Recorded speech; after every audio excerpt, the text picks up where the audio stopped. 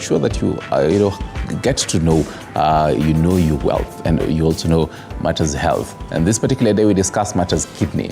And why are we discussing this? So on Thursday was World Kidney Day, and the whole theme of it was kidney health for all. And this morning I have two very interesting gentlemen. I'm calling them interesting because one of them is a chess guru, and the other is a disc jockey guru. So they're very interesting. You never get to meet some of these two gentlemen in the same place, but then I'll get to discuss matters chess na pia kwa muziki baadaye. But then let me introduce them real quick. Dr. Victor Ngani, critical care doctor, as well as a co-founder of Kenya Medical Practitioners and Dentists Union. That's correct. As well as a chess guru. Kuna ingine ni macha? Maybe 20 others, but ni sawa. On a light note. Okay. Karibu sana. Asante sana. You'll also be giving us your full intro baadaye. And Peter Karanja is the name on his ID. Yeah. Lakini you probably are seeing him and you're like, I've seen him somewhere. DJ Triple. Yes. Karibu sana. Asante sana. Mbona Triple? I'm curious why the name. The name Triple. Yeah, who coined that name for you? A friend of mine. When I was just starting out my DJ career, I had a problem finding a name, and I had changed my name 3 times. So it was like, no, you've changed your name triple times, and I was like, that's the name. Ya kwanza ilikuwa? Ya kwanza ilikuwa Sanchizo. Then I went to Sanchez, then now Triple. So, karibuni sana. And back at home, you can always be part of this conversation. When you discuss matters kidney, you have 2 kidneys in your body, or you probably donated one of them, so you still with one. And the doctor will be telling us, you can actually survive with that 1 kidney. But all in all, you're always welcome to be part of this conversation and be part of us. 0795 045 864. 0795 045 864. Send in all those questions that you have concerning your kidney, and we'll be trying to get those answers for you. And also matters feedback. You probably have a relative or friend who says, hey, mimi niko na shida na one of my kidneys, or probably both of them. How can we sort that and help them each? But I'll start with you, Dr. just to help us on this. When you talk about matters kidney disease, what are you talking about here?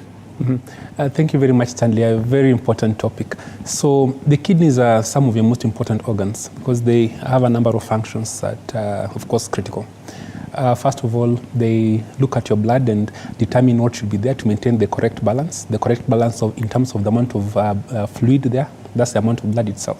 So they can take out excess water and just get you to the right level. They can take out electrolytes like potassium.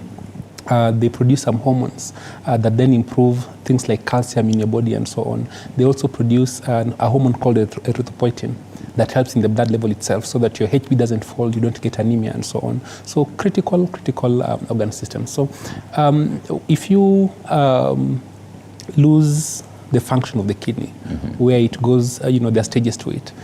It goes below a certain level, then you begin to talk about kidney disease or kidney dysfunction.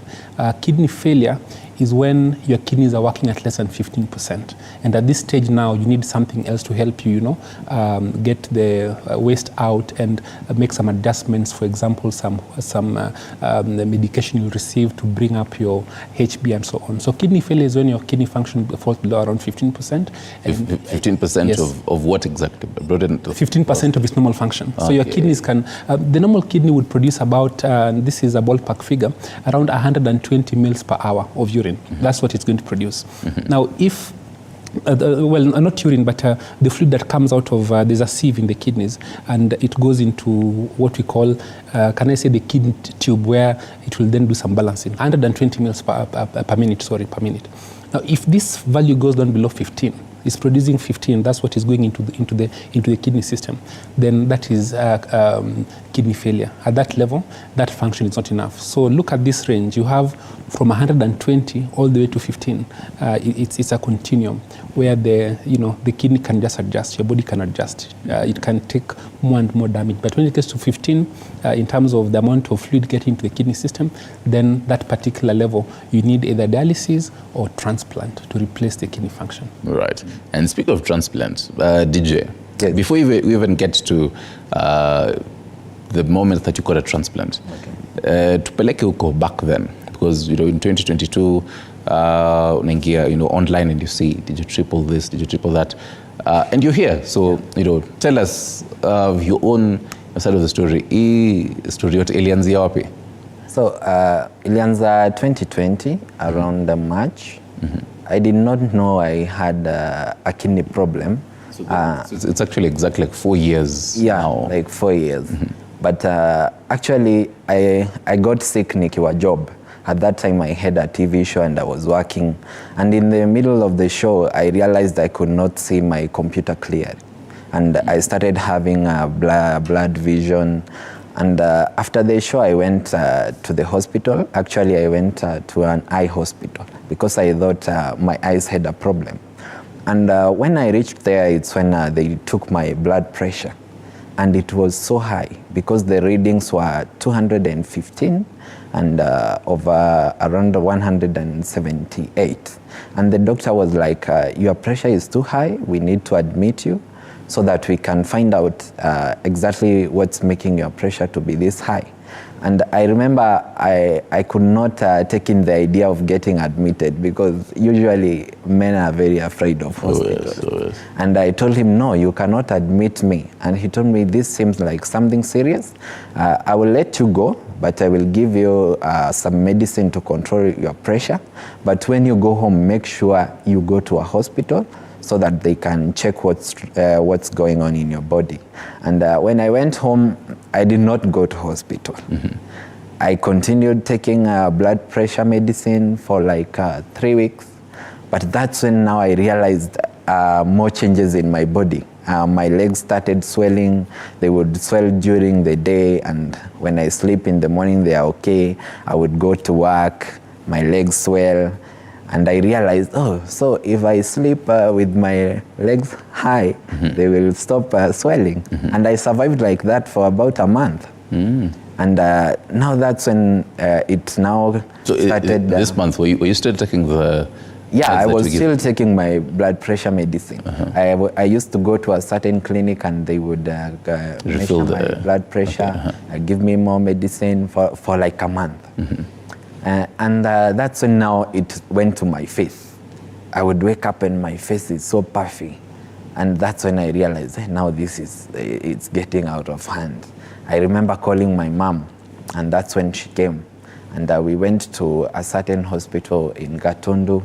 That's where they recommended I do an endoscopy and I do a kidney ultrasound.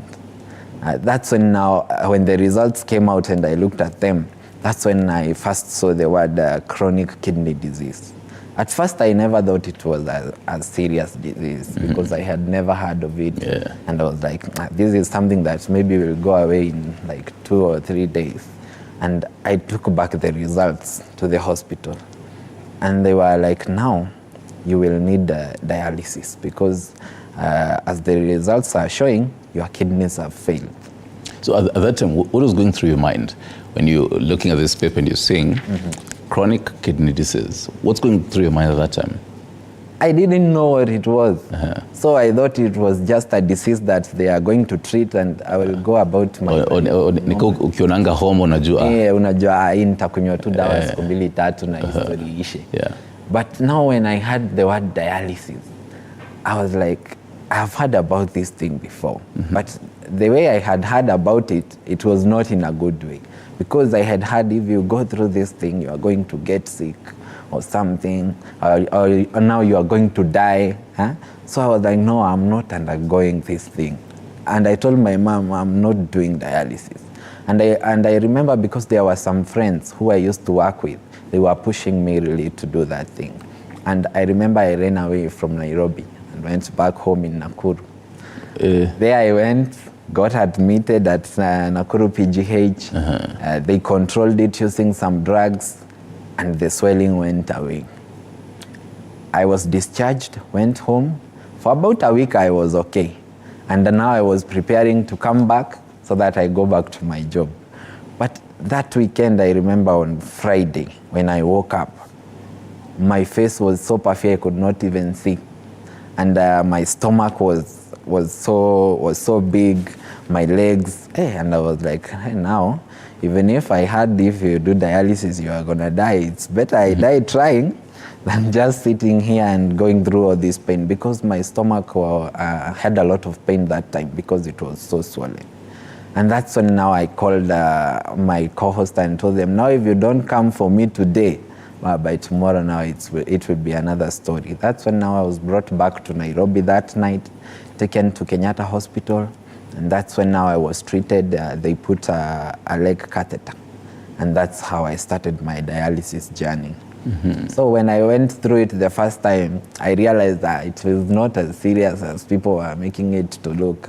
And now I started now that's when I knew, because the doctor who was treating me came and explained to me and told me now, this dialysis, it will help you at least to remove the excess fluid in your body, because the reason you are so puffy and your legs keep on swelling, it's because the excess water is not coming out of your body. So that's why we need to remove it through dialysis. Now that's so when before, such that you actually, because when you took from Nairobi all the way to Nakuru, it really had to be serious. What had you heard about dialysis that made you say, mimi nalipa hii inakuga 3 hadi Nakuru ama ngapi? Mimi nalipa 3 all the way hadi Nax. Mimi nikae huko. Msinisumbue maneno ya dialysis. What you kumesikia nini kuhusu dialysis? First of all, it was very expensive. And I had heard people say that if you undergo through it, you will die after some time. So I was afraid of dying. That's why I ran away. And the first place I went and the doctor recommended dialysis, he quoted a very high figure. And now when I looked at myself, I'm just starting out life, my family is not that well up. I was like, now where do we get such an amount of money? And those are the reasons that I decided I will not go for this. Let me continue doing the drugs, maybe I will get better with time. But that was not the case. But now when I came back to Kenyatta and the doctor explained really well to me, that's when I understood why it is important to undergo dialysis. And he also explained to me about the financial part. I can use insurance and such stuff. And now I was at ease to go about it. Right. That's when now they put the leg catheter and I started doing my dialysis. Right. Yeah. Shikilia hapo, because now you raise quite important bits, maneno ya dawn and everything, and we'll be getting into that. But then, ukianza ulikuwa umetuambia, at first umeenda hosi, maneno ya auoni vizuri computer, unadai kuscratch, lakini auoni mix, unadai kucheza shusha nyavu, lakini hauioni. So this among the red flags that the daktari. But what are others that someone is out here anashangaa high blood pressure kidogo, sijui nasikia haje ama ni hii? What are some of those flags that they should look at? In fact, that's the point that becomes a little bit tricky, because someone is going to wait for symptoms before they can then go to hospital. In Kenya today, about between 2 million and 7 million people, 2 million to 7 million, between 4 and 14% of the population, we don't know the exact number, have some form of chronic kidney disease. They just don't know it. And the different stages. So there's all the way from stage 1 up to stage 5. So stage 1 is perfectly normal almost. The amount of fluid getting into the kidney system is almost 120, where I told you it was. Then stage 2, it's a bit lower than that, between 90 and 120. Between 60 and 90. Then moderate kidney disease. By the time stage 4 and stage 5, you feel nothing. Your kidneys are perfect. You actually, you feel perfectly normal, and therefore you don't even know you have a problem at all. And even much later, when the function drops significantly, where you get even severe kidney disease, as DJ Triple has said, many of us may not take it as a very serious issue. So by the time you get symptoms in these long-term illnesses, it means that your body is already getting tired of stretching. So how long, how long does that take? Typically, what's the duration of that from the first stage all the way to the final stage? To the final stage. Okay, so typically, what's the duration? For chronic kidney disease, the minimum time is 3 months, but in reality, it's normally several years. For DJ Triple's case, from what he said, what I pick is high blood pressure is what caused it. And high blood pressure and diabetes are the two leading causes of kidney failure in the country today. And so for the high blood pressure to cause kidney failure, it's something that goes on for several years, often more than 5, many times more than 10 years. And why does that happen? High blood pressure causes your vessels to thicken. It's like going to the gym, right? If I want to build up, I go and lift some heavy muscles. Your blood vessels are meant to just carry small amounts of load. When your pressure is as high as DJ Triple says, your vessels are going to the gym every time. They're lifting higher pressure, and so the muscles thicken. When that happens, the amount of blood that can flow is very small, and that causes the kidneys to be damaged. It stops the amount of blood going into the kidney, and that causes some damage there. Now, this is not a fast process. If you want to become kujenga vizuri, huwezi jenga in one week or it takes a long time. And when that causes, very slow changes that your body can adapt to. So you can take normally many years in kidney disease without detecting it. The way to get that, to know early is to actually see a doctor and have a conversation, to have a regular check. We recommend every 2 years, at least just pass by a doctor's place, let them do a couple of investigations and let you know how you're doing. There's one other case of kidney failure that can happen much faster. So we have 2 types of kidney failure. There's acute and chronic. Chronic is one that takes a bit of time, over more than 3 months. But in some instances, your kidneys can fail suddenly because of either some toxins or because you bled a lot, a number of issues. And what that does is that your kidneys fail suddenly in sometimes even less than just 3 hours. Often that can be reversed easily if it's treated on time, but the chronic one is a little bit more difficult. Now back to your question about symptoms, which, as we've said, come late. There are quite a number. You can have just nausea and vomiting. You just feel suddenly, I feel like I don't have a good appetite. I just feel weak all the time. I'm nauseous.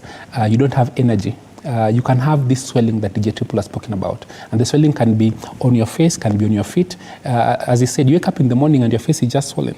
Or just after a couple of hours, your feet look like they're quite swollen as well. You may have a bit of some powdery form you find on your skin. There's some small crystals that have deposited there. Depending on which other organs have been affected, you may have your heart is beating in a strange way. You may have certain symptoms that relate to your digestive system. And if your bones have become weak, then you feel you're getting fractures every so often. And these are fairly advanced kinds of symptoms. And by the time you get those, most people have gone to the doctor and they've at least been assessed. Right. So this means the high blood pressure goes hand in hand with matters how even the kidney functions. But I'm taking a look at DJ hapa na hana white hair kama wewe bado, because we typically associate high blood pressure with age. Old age. Tuka DJ Triple nakwambia but then nilikuwa na high blood pressure, wewe bado ni boys, you're still young. How come that actually happened? Explain that for us. Stanley, allow me to just throw in something about high blood pressure, because when you talk about kidney disease, high blood pressure has to be part of that conversation. As I mentioned, high blood pressure and diabetes are the 2 leading causes of these kinds of failure. And it's true, many people would get these kinds of illnesses much much later in life, even kidney disease often above 60. But you can also get them at a younger age. I'm listening to the Triple story for the first time. It's such a powerful story. And I see, as much as he lost, his kidney function, he dodged a bullet, because he's talking about pressures of 200 and something, over 100 and something. I tell you, there are many people today who are in that situation. And not that they don't know. DJ Triple, unfortunately, didn't know that his pressure was high. He found out one day coming from work. But a lot of us actually know. We know our pressure high, but sisi ni nani? I feel fine. And so we don't realize the dangers that come with it. So you are walking.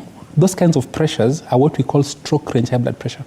Someone is thriving, is a go-getter, a successful person in life. Then suddenly you hear one day he just collapsed and he has a stroke.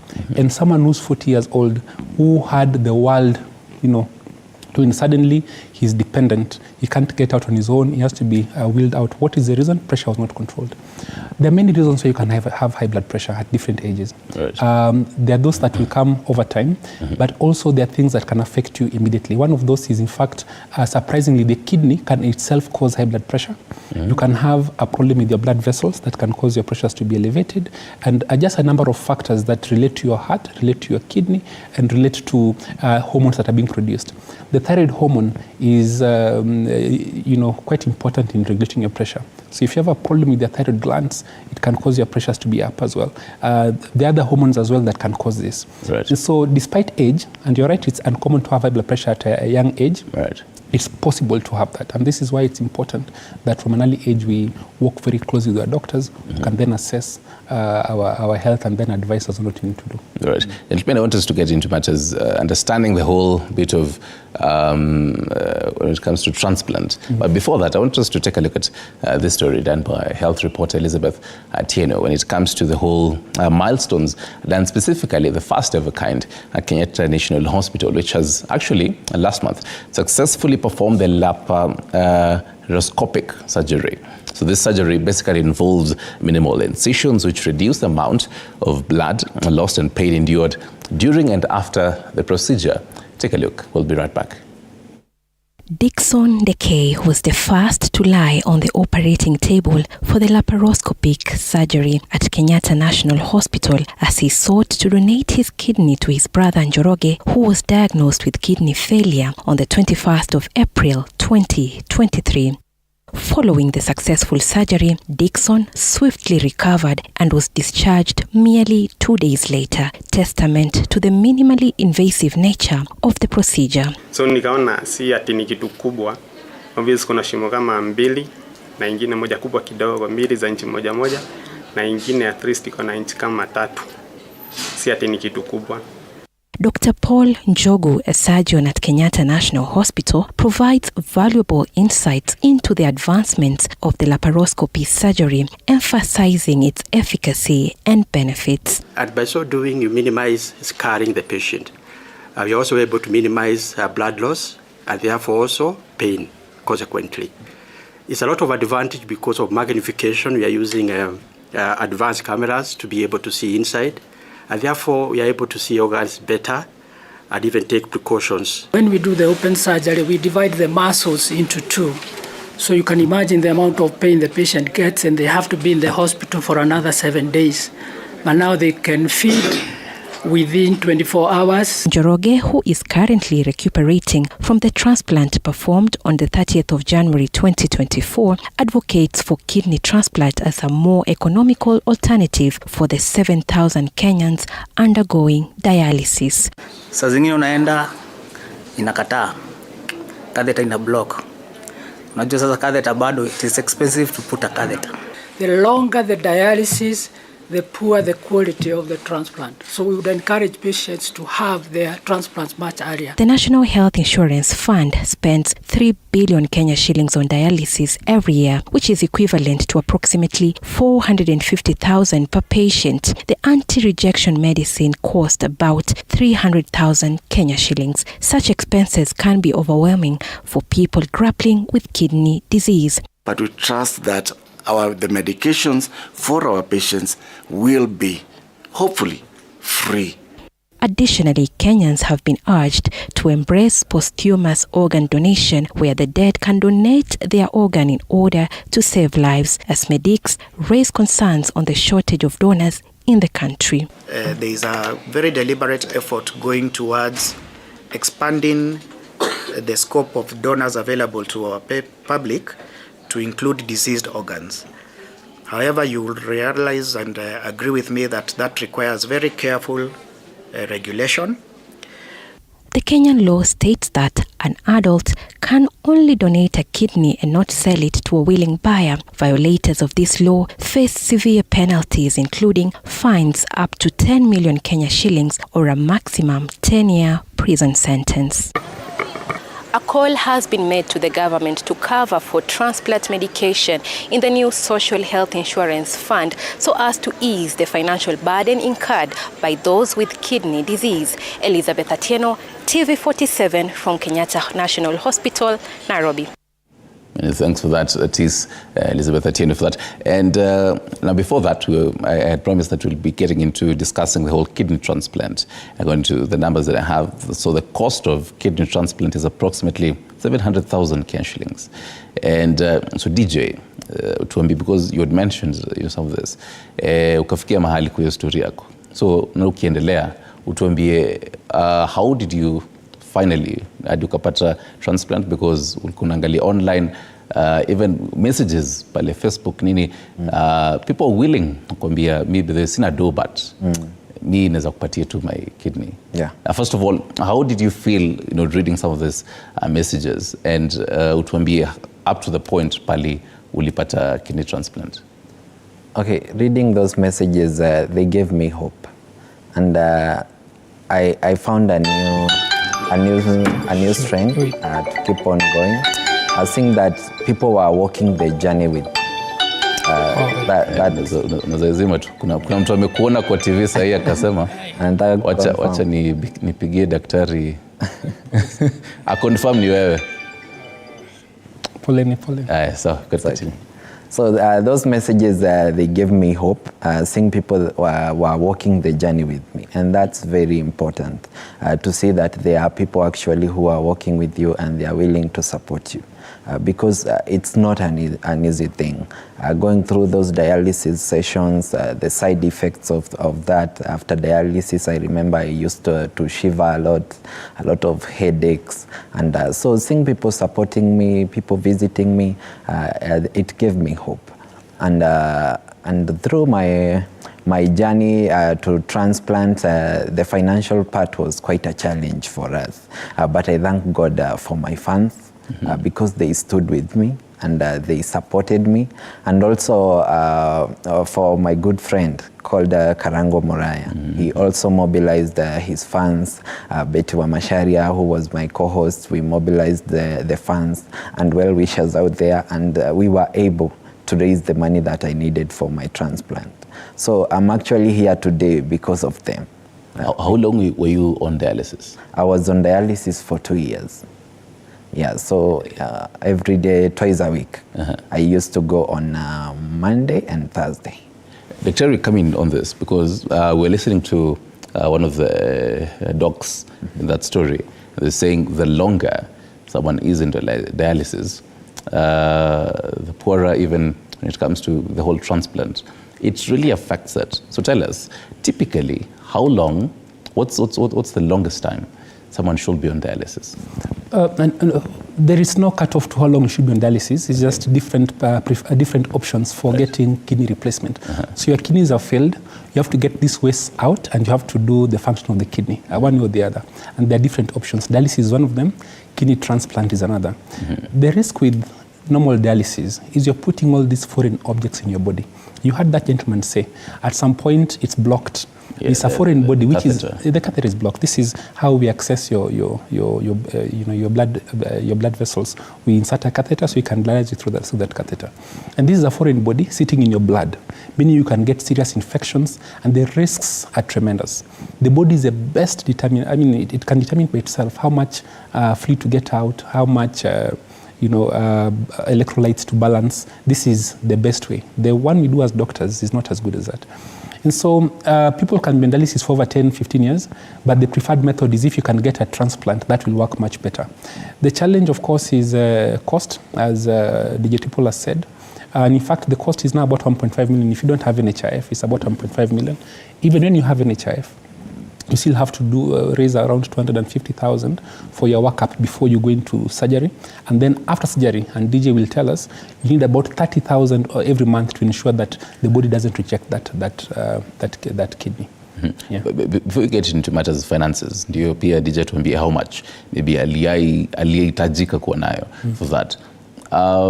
If, for example, someone was on, or rather, are there any specific side effects for staying quite a long time on dialysis and then now getting the transplant? Yeah, indeed. You see, what this, if your kidneys are important in maintaining your overall health.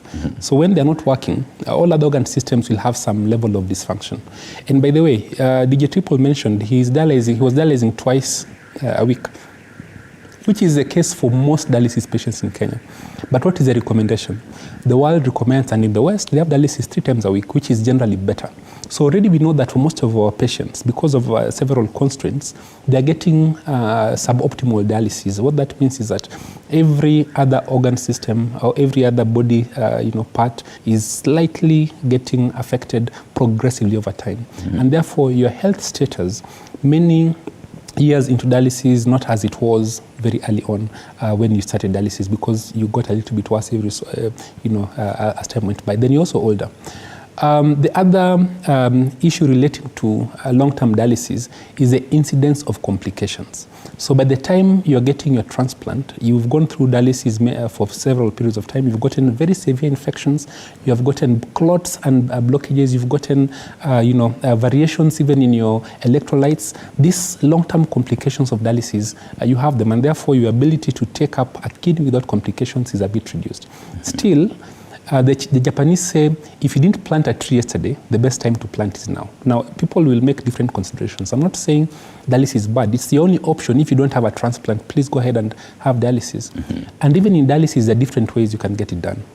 So there's a traditional thing of putting this catheter, which is a foreign body in the foreign particle in the body. But there's a different way. We can do what is called a fistula, where we connect 2 blood vessels, the vein and the artery, somewhere around the elbow here. And what that does, we can use that for dialysis, which is much better than using the foreign body. And with that, many patients can actually undergo dialysis successfully for extended periods of time. The other thing that is quite important in dialysis is the quality of the center that you're in.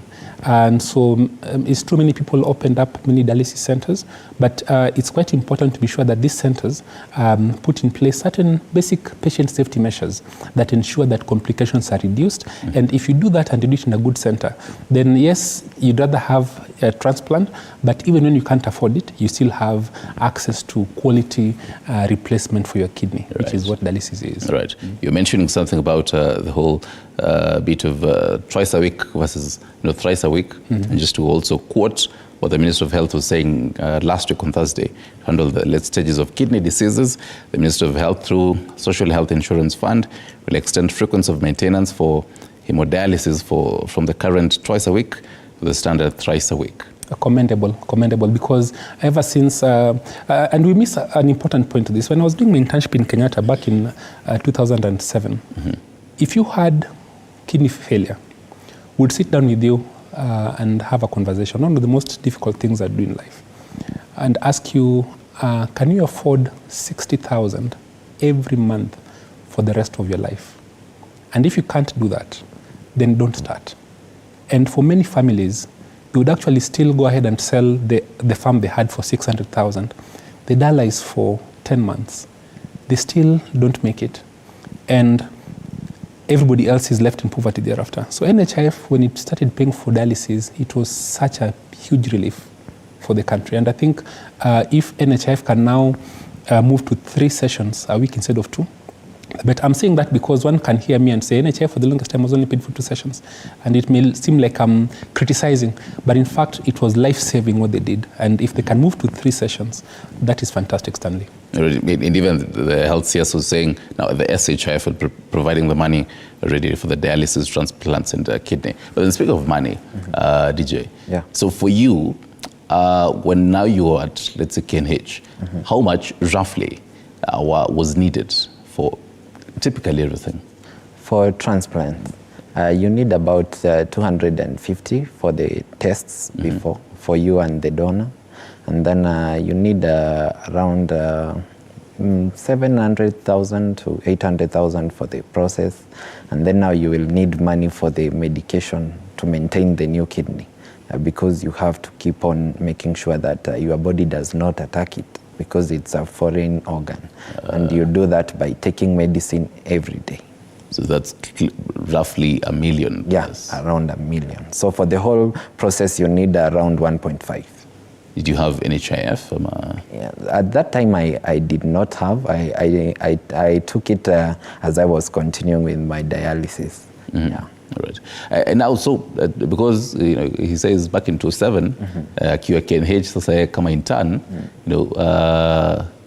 that's what they'd be even telling patients. Then for you, as someone who was in KNH, how was the experience there?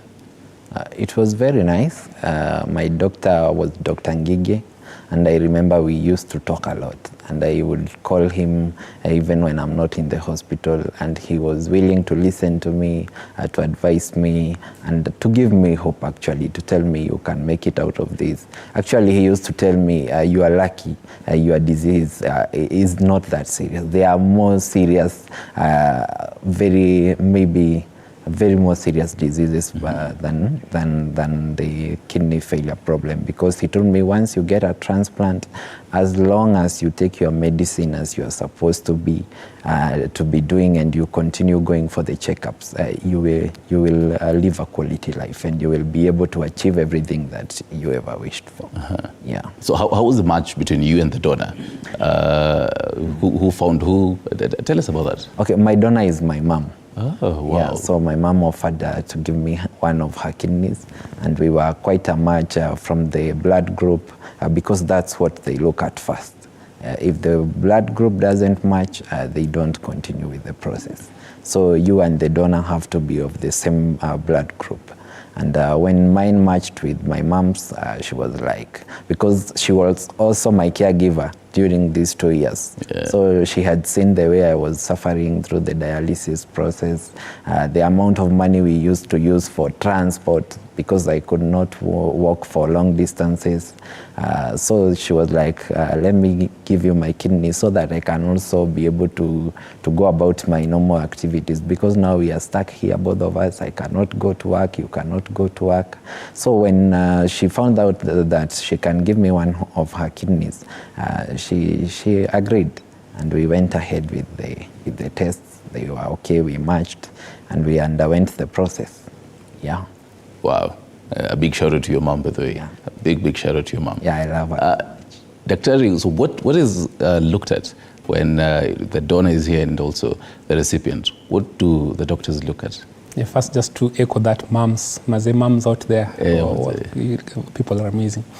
And so it's not just a blood group. The blood group is one, but also there are certain small, particles that need to match quite closely, as much as you can. And you are very lucky if you have a related donor, because there are, can I say, some genetic things that you want to be as closely related as possible. Because your body is going to look at this new organ, and it looks at it.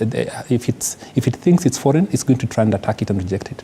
And a lot of the medication that you take thereafter, drugs that reduce your body's immune response. Once you don't want that organ to be rejected, because the body is very good at getting rid of foreign items in the body. So those are the things that you're looking at. Then you also want to be sure that the donor is safe. See, the donor doesn't have any, he's not at risk before the surgery. And so as a doctor, you do not want to put the donor in a place where after the donation, their life, quality of life goes down. Fortunately, you can live on one kidney perfectly well. And so we'll assess and see what is your health. Are you ready for, if you donate this, are you going to be okay? Is your life going to be affected negatively in a way that is material?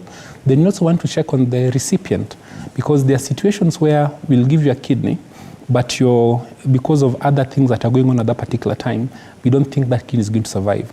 It's a very expensive process. And the most expensive part, somebody has sacrificed a kidney.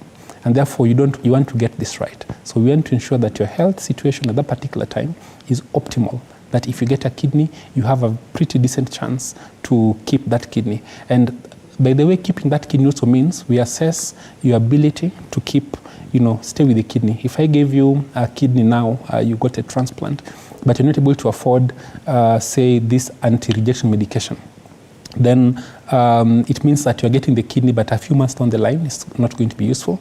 Somebody has given up a kidney, you spent all this money, and you're back to dialysis in a predictable way. So these are the things that you begin to assess to be sure that this is a successful process.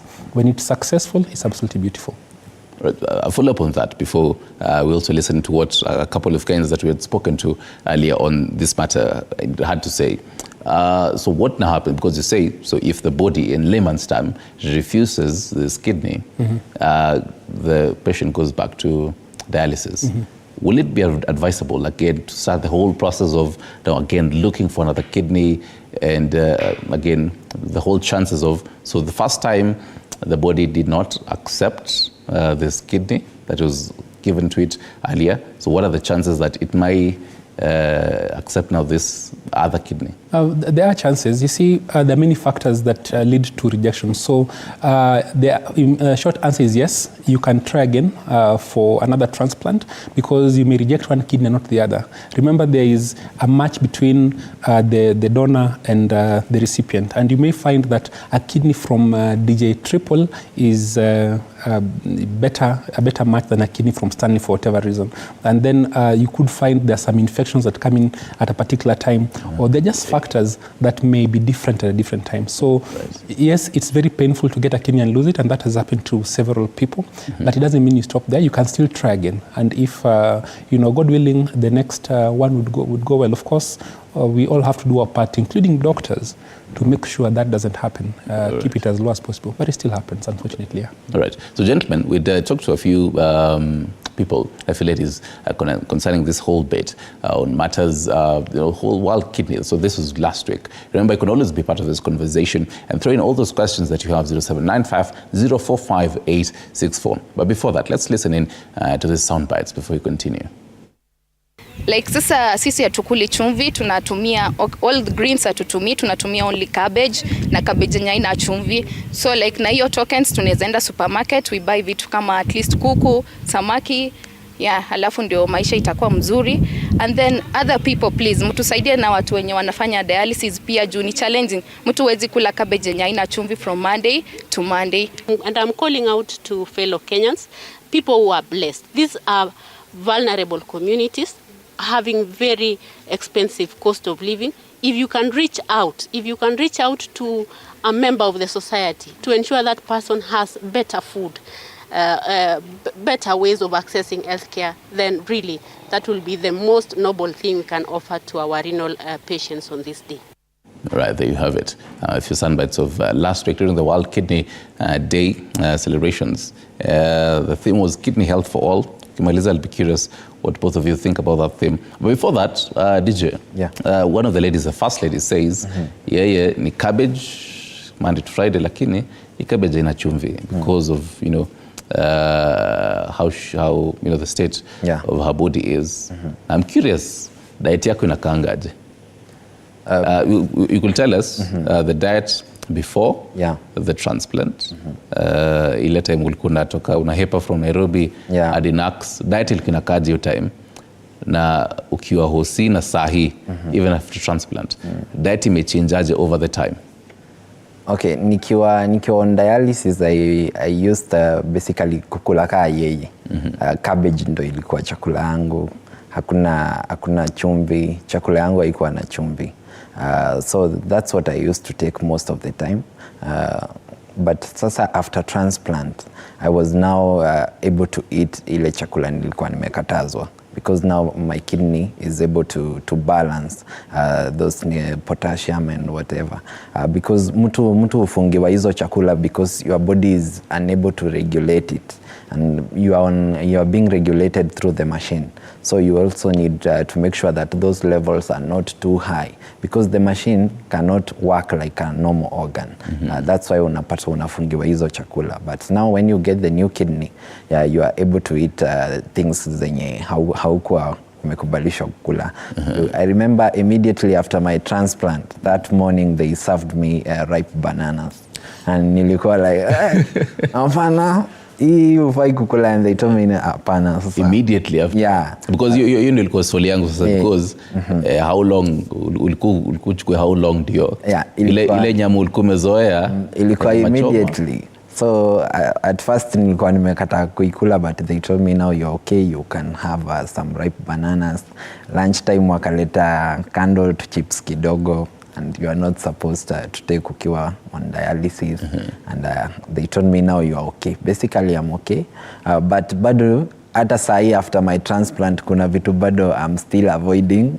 Juu pia I feel juu nilikuwa nimekatazwa bado ni kama pia ukikaa sana bila kuzikula unazoea tu. Pia salt, I don't take a lot of salt in my food. Actually nikikula chakula iko na salt nasikianga I taste vizuri. Nikanisha sasa my body imezoea ile chakula nilikuwa nakula ile time. So basically diet yangu ija change sana, lakini now I'm able to eat ile chakula singeweza kukula hiyo time. Yeah. Na maybe zika now madhene za kuperusa utuambie diet yake, because even as the donor, diet yake pia ukioga naye pia na imechange ama how is it? Diet yake haijawahi change. Kutoka vile alikuwa anakula nikiwa on dialysis, juu yeye alikuwa anakula everything. Even after the process she eats everything. Hakuna dawa anatumianga. Juu kuna hiyo misconception iko hapo nje ati ukipea mtu kidney pia wewe utakuwa unatumia dawa for the rest of your life, which is a lie. I remember my mom just took medicine for 3 days and they were just to control the pain, painkillers. After that she was okay. Yeah, ni maji tu alikuwa anakunywa kwa wingi. Na ni normal for everyone. Even hata wewe unafaa ku make sure una drink enough amount of water. So hakuna dawa anatumia.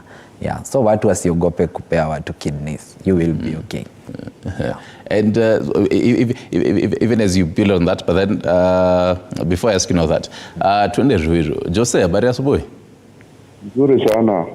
Watu wa Ruiru mnasemaje? Huku tuko poni kwa mbaya sana. Uko na swali ama uko na maoni? Na tafadhali unaweza paza sauti ndio pia wakusikie vizuri. Niko na swali. Nauliza daktari. Apart from mtu kuwa na hiyo ugonjwa, na naambiwa akule chakula fulani, ni exercise gani yenye mtu anaweza fanya ndio at least akuwe strong kando kukula na hiyo chakula? Ukaambiwa? Tuseme niko na hiyo shida ya kidney, sawa? Daktari akaniambia nikule chakula fulani na fulani. Ni exercises gani naweza fanya pia ndio inisaidie mbali kukula na chakula, pia exercise gani naweza fanya? Yeah. Sawa. Asante sana Jose. Tukaruru. Salimia watu wa uko Ruiru. I think now you can answer his question before you get into matters transplant and build it further. Anauliza ni tizi gani anaweza piga even after matters transplant and everything. So kwanza kabisa, if I explain, not after transplant you're okay, because kidney inafanya kazi the exact same way kama kidney ya mtu ambaye akona kidneys mbili. One kidney is perfectly adequate, so the kidney is able to determine. In fact, I'll call him Dr. Instead of DJ. Dr. Karanja. Because he's explained it perfectly. You can't explain it differently. Sababu ambayo umeambiwa sikule hii na hii ni kwa sababu the machine, the person who's doing the dialysis cannot detect as well as a normal kidney can. And therefore, once you have a normal kidney, then the body can regulate by itself. What are we regulating? Potassium. Potassium, for example, is what we use to stop the heart when you want to do heart surgery. You can't operate on a beating heart. You have to stop it. And you give it potassium. And so when you have kidney failure, the potassium doesn't get out. It builds up to a level. In fact, that's one of the most common sudden killers. Then if you take things like bananas, bananas, they're very nice fruits, taste very good, but then they have excess potassium. The body can't handle that. But the moment you have dialysis, that's is such a those people are being quite funny in their diet, because then they give you bananas because now your body can handle it. Before you have a transplant, while you have kidney failure, then it's very important to pay attention to those sort of restrictions. And some of those things actually help, because we add a lot of salt on the table. You shouldn't do that, whether you have kidney failure or not. Eat green vegetables. Even in the Bible, it's been written, the guys who are taking water and vegetables, and they did amazing things. And exercise, very important. Not just for kidney failure, but for every other item. 3 times a week, do something that makes inafanya uheme ama utoe, you sweat a little bit, because that's very good for you. So those are the things you want to do. Just eat healthy, talk to a nutritionist if you have a particular condition, and then do things that help you. Don't drink alcohol excessively. Do not smoke. Smoking, don't smoke at all.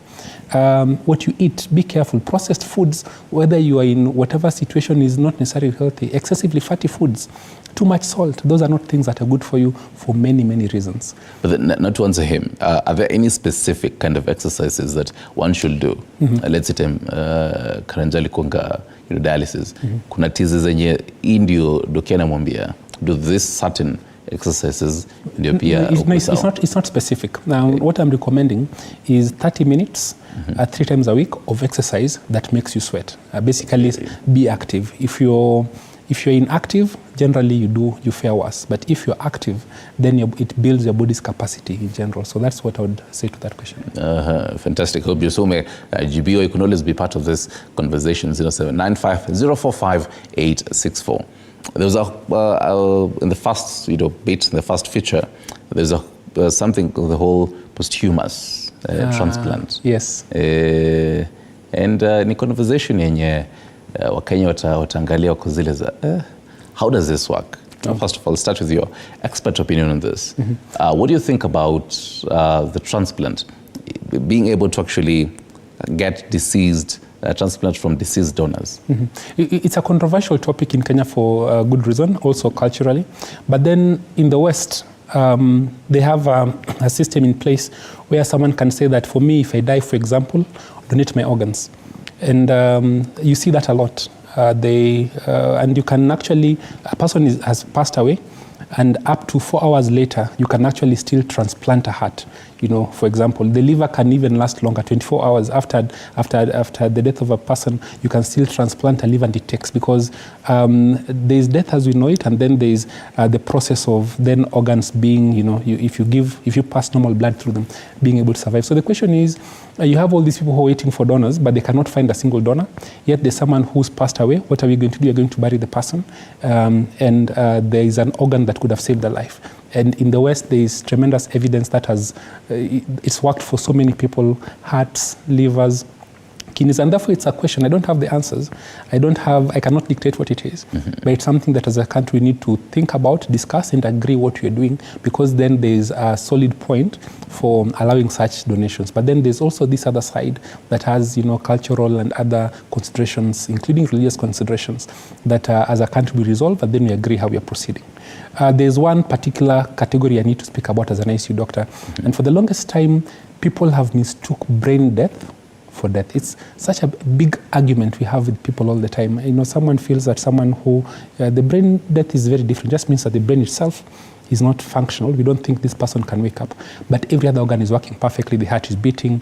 Every other system is working. And in some countries, they have agreements where even for a patient in such a situation, they can do a transplant. That is a lot more controversial, because in the person who has, died in a road accident, the person is dead, is not coming back. But a brain dead person can actually stay in ICU for 10, 15 years, depending, I'm giving a random example. Yeah. It's very possible. So the actual transplant can cause the actual death, because there's a big difference between death and actual brain death. So those are the kinds of controversies that need to be resolved through legislation and through community consensus. Most definitely. DJ, even as you also give us, your final thoughts, advice. He says in a whole controversial bit, getting a donor who's someone deceased. As someone mwenye amego through all this, process yote, what are your thoughts on that? Na pia ukituambia your final thoughts. I think it's a good thing. If they can let it happen, it will save a lot of lives, because I usually have a lot of DMs of people going through kidney failure, na nakwambia mimi nimekosa donor. And we have tested almost the whole family, and you find they have underlying conditions which rules them out. Unapata hawawezi pata, but now tukakuwa tuko na huo uwezo ati tuko na hizo organs tunaweza pea mtu. I think we will be able to save a lot of lives. So I think it's a good thing, and I really hope that it goes through, and you're to pay to second chances, because there are a lot of young people with kidney failure, and it is very sad losing young people over something that can be managed. Spot on said. Your final thoughts, advice, maybe? Shout out pia kwa my advice would be let people go for checkups, and that's what I'm trying really to push to people out there. Hata kama unajiona uko fiti or something, like for my case mi sikuwa ikanyaga hosi, so nilijipata tu hosi the first time, kidney failure, and now I'm here. What if I had realized earlier? Maybe I would have been able to reverse my condition. So make sure you go for checkups. Ukiweza, please check your blood pressure regularly and you will be good. Na pia watu wa change their living lifestyles, vitu unakula, make sure they are healthy so that you can maintain your kidneys. And a special shout out to my mom. Thank you so much for giving me a second chance to live. Basically, mi usema mom amenizaa twice. So thank you so much, mom. I love you so much, and may God bless you na akupe many more years to live. And thank you so much for giving me this chance. And also to Karango Moraya, Betua Masharia, and all my fans out there. Asanteni sana. Right. Yeah. Asante sana as well. Daktari, your final thoughts in a minute. I couldn't put it better. What he has said, the checkups for many illnesses. Watu waende wafanye checkup. I wish a show like this would have 10 million views. Principal anaanza kupata ile knowledge. But I would be remiss if I didn't give a shout out to two facilities ambazo they normally people criticize them a lot. Kenyatta National Hospital and MTRH in the kidney transplant section. MTRH and Kenyatta have done an amazing job for this country. Dr. Cheptinga and team in MTRH, they have the biggest dialysis center. Their dialysis transplant program is quite big. It's a public system. They've done amazing work, and also KNH in the same way. To close it, please know, but that if you wait for symptoms, you are waiting until it's too late. And especially on things like high blood pressure, kidney disease. Now Dr. DJ Triple is here to share with us. It's very important to get ahead of these things. If you do, then you can reduce the risk of permanent complications. All right. Asanteni sana gentlemen. One chest guru, another disc joke. Nimeshukuru sana. Dr. Victor Ngani, critical care doctor, as well as a co-founder of KMPDU. We will also get the sentiments of the whole doctor strike here. But you need for Peter Karanja, popularly known as DJ Triple, gospel, an award-winning, by the way, gospel disc jockey. Asanteni sana, gentlemen. And even also to close it up, as we take a short break. According to the Kenya Renal Association, it says 4 million Kenyans are suffering from kidney disease, and by 2030, the number will rise to 4.8 million people. That's food for thought for you, even as you watch us this morning. But